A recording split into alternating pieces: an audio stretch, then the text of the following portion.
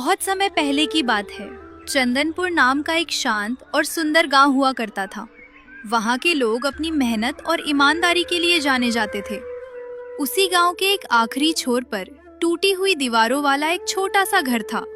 उस घर की छत भले ही कमजोर थी, लेकिन उसके भीतर रहने वाले रिश्तों की डोर बहुत मजबूत थी। वहां रहता था नौजवान किशन और उसकी बूढ़ी माँ। माँ, ओ माँ, अगर कुछ बनाया है तो जल्दी से परोस दे। आज न जाने क्यों पेट में जैसे चूहे दौड़ रहे हैं। बहुत जोरों की भूख लगी है माँ। बेटा, घर में अन्न का एक दाना भी नहीं बचा है।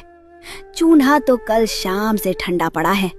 बनाने को कुछ है ही नहीं तो तुझे खिलाऊं क्या? अब इस बुढ़िया के शरीर में इतना दम नहीं रहा कि बाहर जाकर मजदूरी कर सकूं और 2 वक्त की रोटी का इंतजाम करूं। माँ, तुम हिम्मत मत हारो। बस कुछ ही दिनों की तो बात है। जैसे ही मुझे मेरी काबिलियत के हिसाब से अच्छी नौकरी मिल जाएगी, हमारे ये सारे दुख, ये गरीबी सब खत्म हो जाएंगे। सब सही हो जाएगा माँ, देख लेना। बेटा, तुम्हारी इसी बड़ी नौकरी के इंतजार में आज हमारी ये हालत हो गई है। हम दाने दाने को मोहताज हो गए हैं। अगर तुम आज भी काम ढूंढने नहीं निकले तो शायद मैं भूख से ही दम तोड़ दूंगी। अब और सब्र नहीं होता मुझसे। माँ, बस आज आपने मेरी आंखें खोल दी। मैं आपसे आज एक वादा करता हूँ, अगर आज मैं कोई काम ढूंढ कर नहीं लाया, अगर आज मैंने अपनी मेहनत की कमाई से आपकी भूख नहीं मिटाई, तो मैं इस चौखट पर वापस कदम नहीं रखूंगा। अब कुछ करके ही लौटूंगा माँ। किशन इतना बोलकर घर से निकल गया। वो कभी इधर जाता तो कभी उधर जाता। उसे कहीं भी काम नहीं मिला। वो पसीने में भीगा, टूटे मन से घर की ओर लौट ही रहा था कि रास्ते में उसे गांव का मुखिया मिल गया। मुखिया कहने को तो गांव का रक्षक था, लेकिन असल में वो बेहद कंजूस और कपटी स्वभाव का इंसान था। अरे किशन बेटा, क्या हुआ? मुंह क्यों लटका रखा है? ऐसे उदास होकर कहां से आ रहे हो? नमस्ते मुखिया जी।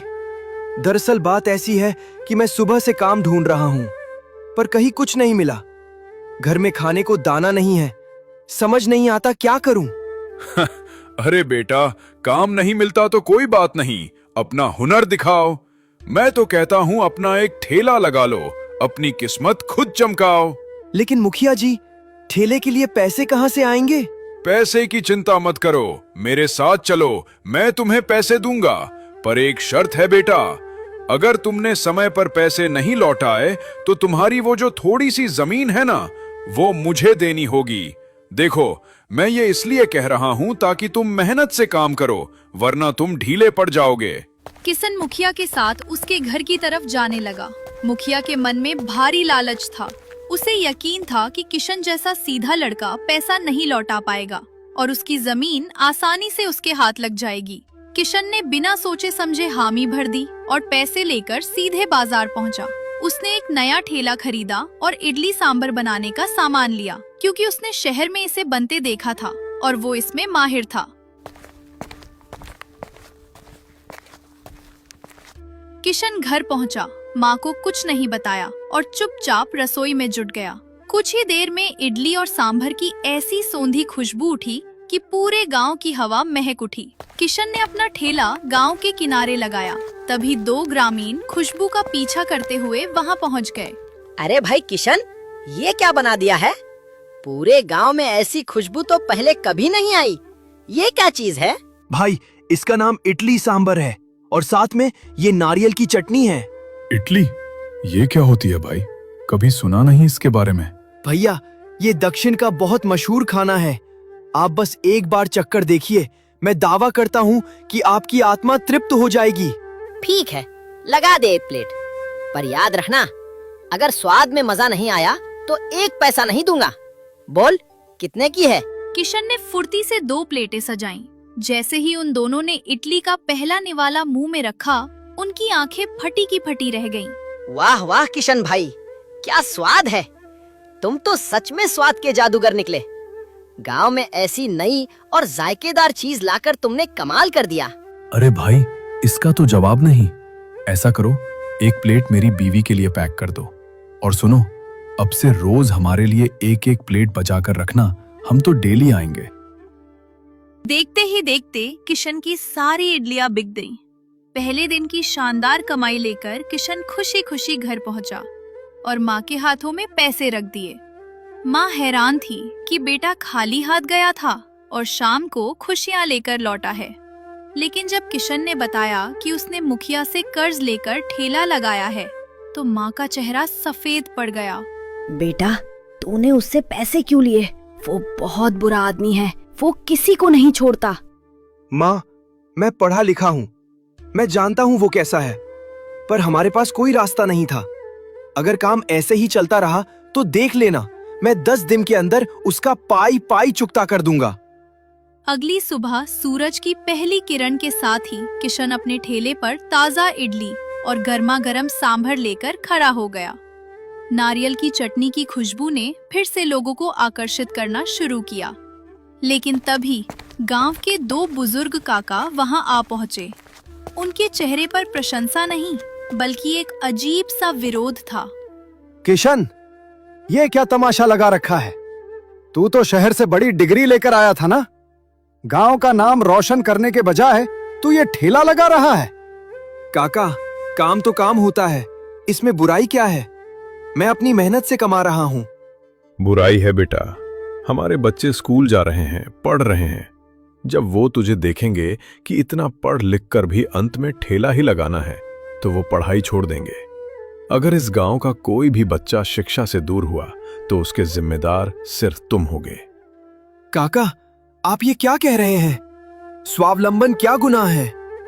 अभी काका के तंज खत्म ही हुए थे कि गांव की एक महिला जो दूसरों की तकलीफों में आनंद ढूंढती थी, वहां मटकती हुई आई। अरे वाह भाई किशन, तुम्हारी माँ तो कहती थी कि बेटा अफसर बनेगा। क्या हुआ, शहर में पढ़ाई की या सिर्फ मटर गश्ती? अब साहब से सीधे ठेले वाले बन गए। चलो अब ज्यादा ज्ञान मत बांटो, एक प्लेट इडली लगाओ मेरे लिए। और हाँ, स्वाद अच्छा होना चाहिए। वैसे भी तुम जैसों की औकात ही क्या होती है। किशन का खून खौल रहा था, लेकिन उसने अपनी मर्यादा नहीं छोड़ी। उसने चुपचाप उस महिला को प्लेट थमा दी। महिला थोड़ा चकती है। स्वाद तो ठीक है। कितने पैसे हुए? 20 रुपए भाभी। क्या 20 रुपए? लूट मचा रखी है क्या? क्या अपनी पूरी पढ़ाई की फीस हमसे ही वसूल करोगे? भाभी, बस कीजिए। एक तरफ काका मेरी हिम्मत तोड़ रहे हैं, दूसरी तरफ आप मेरा अपमान कर रही हैं। अब आप सब यहाँ से जाइए, वरना मुझे मजबूरी में पुलिस को बुलाना पड़ेगा। जैसे ही पुलिस का नाम आया, काका और वो महिला पैर दबाकर वहां से भाग निकले। किशन अकेला खड़ा अपनी किस्मत पर नहीं, बल्कि समाज की इस सोच पर रो रहा था। किशन उदास खड़ा अपनी इडलियों को देख रहा था। तभी एक परदेशी बाबू उसके ठेले पर आए।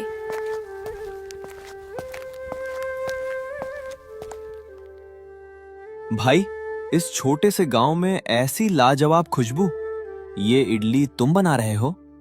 यार, महक देखकर ही मुंह में पानी आ गया। जल्दी से एक प्लेट लगाओ। Yes sir, please sit down.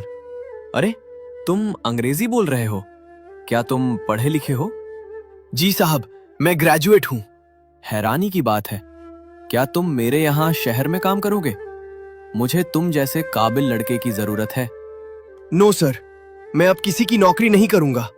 मैं यहाँ अपनी खुद की पहचान बनाना चाहता हूँ। वाह, तुम्हारी सोच को सलाम है। चलो, अब खिलाओ अपने हाथ का जादू। जैसे ही बाबू ने पहली इडली खाई, उनके मुंह से वाह निकल गया। सच में, तुमने तो मुझे दक्षिण भारत की याद दिला दी। बहुत जल्द मैं अपने दोस्तों को यहाँ लेकर आऊंगा।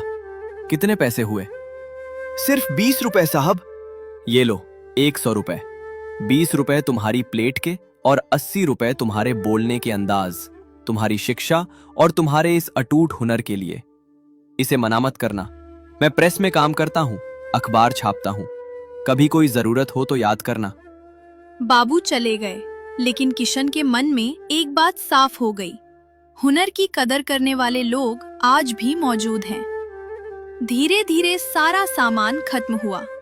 किशन घर लौटा, माँ को पैसे दिए, लेकिन आज वह खुश होने के साथ साथ बहुत थका हुआ था। लोगों के ताने उसके कानों में गूंज रहे थे। वह बिना कुछ खाए माँ के पास ही सो गया ताकि कल फिर से एक नई लड़ाई लड़ सके। अगली सुबह चंदनपुर की गलियों में एक नई हलचल थी। किशन ने अपना ठेला अभी लगाया ही था कि तभी वही परदेसी बाबू आते हैं जो पिछले दिन वादा करके गए थे। लेकिन आज वो अकेले नहीं थे, उनके साथ शहर के कुछ संभ्रांत और रसूखदार दोस्त भी थे। दोस्तों देखो, यही है वो ग्रेजुएट इडली वाला जिसके बारे में मैं तुम्हें बता रहा था। क्या गजब का हुनर है, क्या लाजवाब स्वाद है, और इसकी अंग्रेजी सुनकर तो तुम दंग रह जाओगे।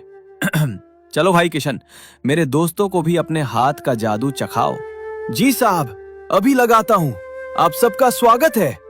किशन ने फुर्ती से प्लेटें सजाईं। इडली रुई जैसी नरम, सांभर मसालों से भरपूर और नारियल की चटनी का वो सोंधापन। जैसे ही उन शहर के लोगों ने पहला निवाला लिया, उनके चेहरों पर सुकून आ गया। वाह किशन, सच में जैसा सुना था उससे भी कहीं बेहतर है। तुम जैसे हुनरमंद लड़के की जगह ये छोटा सा गांव नहीं, पूरा शहर है। देखना, एक दिन तुम्हें और तुम्हारी इस इडली को पूरा शहर जानेगा। आपकी दुआ रही साहब, तो एक दिन जरूर ऐसा होगा। वे लोग तो चले गए, लेकिन उनकी गाड़ी की धूल अभी जमी भी नहीं थी कि वहां गांव का मुखिया अपनी धूर्त मुस्कान लिए आ धमका। उसकी आंखों में एक अजीब सा लालच नाच रहा था। अरे वाह किशन बेटा, तुम्हारी तो बड़ी चर्चा है। अभी वो शहर के रईस लोग तुम्हारी इडली खाने आए थे क्या? बड़े बड़े लोगों से जान पहचान बढ़ा रहे हो। जी मुखिया जी, वे साहब कल आए थे तो आज अपने दोस्तों को भी ले आए। आप कहिए तो आपके लिए भी एक प्लेट लगाऊं? नहीं नहीं, मुझे तुम्हारी इडली नहीं, अपने पैसे चाहिए। और सुनो, मुझे वो पैसे एक दो दिन में नहीं, बल्कि कल के कल पूरे के पूरे चाहिए। पर मुखिया जी, अभी तो सिर्फ एक हफ्ता हुआ है। हमारी बात तो कुछ और हुई थी।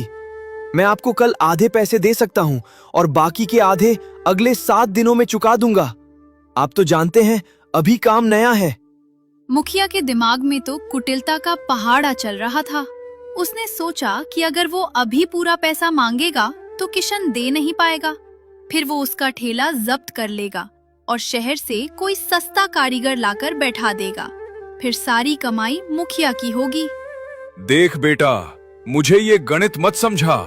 मुझे कल सुबह तक मेरा पूरा पैसा चाहिए, वरना अपनी जमीन और इस ठेले को भूल जाना। मैं नहीं जानता तू कहां से लाएगा। मैं जा रहा हूं, याद रखना, कल सुबह। मुखिया इतना बोलकर पैर पटकते हुए चला गया। उसके जाने के बाद जैसे समय ही थम गया हो। पूरे गांव में मुखिया के डर से या उसकी साजिश की वजह से दोपहर तक एक भी ग्राहक किशन के ठेले पर नहीं आया।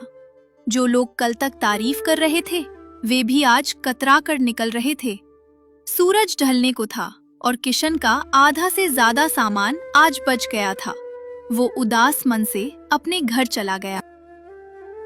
अगली सुबह मालिक मालिक, अनर्थ हो गया। नहीं नहीं, गजब हो गया। अपना गांव अखबार में छप गया। क्या है रे? क्या मेरा गांव अखबार में छप गया है? मालिक, गांव नहीं, वो किशन और उसकी इडली छपी है। पूरे पन्ने पर उसकी तस्वीर है और लिखा है, ग्रेजुएट इडली वाले का हुनर, शहर के रईस हुए मुरीद। मुखिया ने जब सुना कि किशन अब साधारण लड़का नहीं रहा बल्कि एक मशहूर हस्ती बन गया है, तो उसका लालच तुरंत पासा पलट गया। उसने सोचा कि अगर वो किशन का साथ देगा तो उसका नाम भी ऊंचा होगा। वो तुरंत किशन के घर पहुंचा, जहां गांव वालों की भीड़ लगी थी। अरे भाई, हटो हटो, हमारे गांव के गौरव किशन को बधाई देने दो। किशन बेटा, मैंने तो कल सिर्फ तुम्हारी परीक्षा ली थी ताकि तुम मेहनत करना ना छोड़ो। पर मुखिया जी, आपके पैसे? अरे कौन से पैसे? अपना कर्जा जब मन करे तब देना बेटा, उसकी कोई जल्दी नहीं है। पर मेरी एक ही शर्त है, तुम्हारी दुकान अब गांव के किनारे नहीं बल्कि गांव के बीचों बीच मुख्य चौक पर खुलेगी और हर रोज खुलेगी। क्यों गांव वालों, सही कहा ना? हाँ मुखिया जी, किशन ने तो हमारे चंदनपुर का नाम पूरे जिले में रोशन कर दिया।